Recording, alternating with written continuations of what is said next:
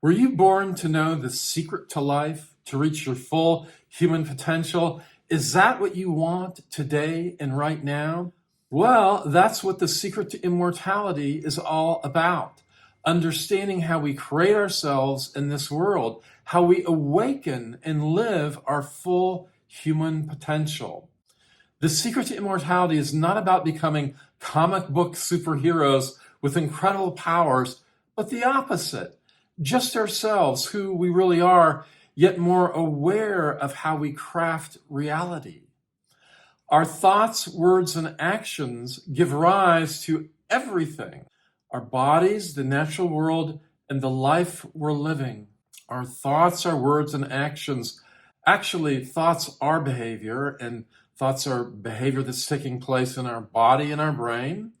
And those thoughts are giving rise to emotions and feelings that we're expressing that are affecting the world. And that's just thought alone. Thought is a behavior. And then words, so important.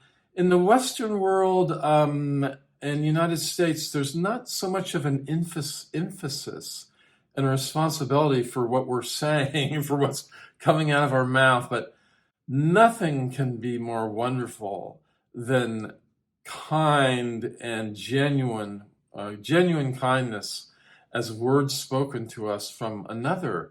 Nothing can be so harsh and difficult as cruel and brutal words spoken from another person. Our thinking, our words, and our behaviors, our physical actions, we suggest are creating this reality, the physics of this reality. And this idea is nothing new. It's been around for as long as the written word's been around, of spiritual teachers, great minds, people becoming and knowing who they are. But more than that, today in the world of quantum mechanics, some physicists are theorizing that we are creating this reality and the very physics of this reality by what we do, what we think, what we say. Our thoughts, words, and actions are thus giving rise to everything. Our bodies, the natural world, how the natural world behaves in the life we're living. We write the code, the sort of computer instructions we suggest for how our bodies, how the natural world, how life and physics around us are behaving. We give instructions to the natural world, part of our own being, of how it's going to treat us. And we'll go a step farther and just say that the natural world is who we are. It's not that the natural world mirrors us. We take it one step farther into a greater responsibility that we are the natural world, giving to us what we're instructing to give ourselves. Our thoughts and actions give rise to everything. Our bodies, the natural world, and the life we're living.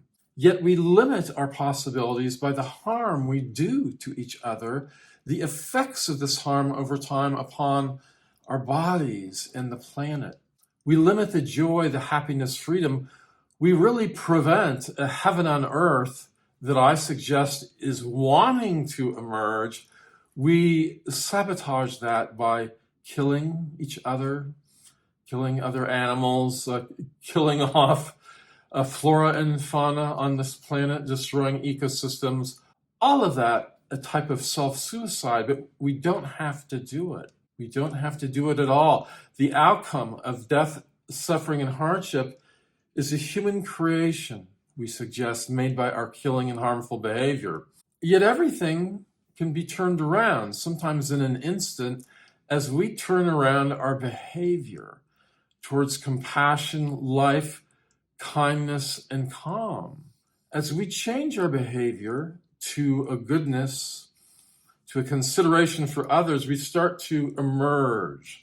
The core of ourselves starts to come alive. You'll see this in any program of spiritual development. But with the secret to immortality, we take it one step farther. And we say, let's look at how our thinking and our behaviors are creating the outcome of death in this world. And it's very simple. We create death by killing things. We create death by acting harmful. But even if we undo all the harm we're doing, we still have to look at the subconscious expectation or the subconscious control that we're initiating to make ourselves eventually die. We can attribute death, we can attribute the hardship of life to an outside source, to uncontrollable natural influences, but we're suggesting at the secret to immortality that it's all controllable, that we're controlling it now as who we are doing what we're doing. That the world and how it plays out is our choice, like we're creating a holodeck experience for ourselves, and perhaps we are in a way. We're programming this holodeck experience by our thoughts, our words, and our behavior. We're programming that. So if you're wanting to turn everything around from hardship, if you're wanting to turn everything around from hardship, death, and suffering to compassion, grace, and goodness, you can get going and do that with us as we're doing it at immortalnow.com, where we teach the secret to immortality. That's all for today. Bless you, keep you. You are immortal now.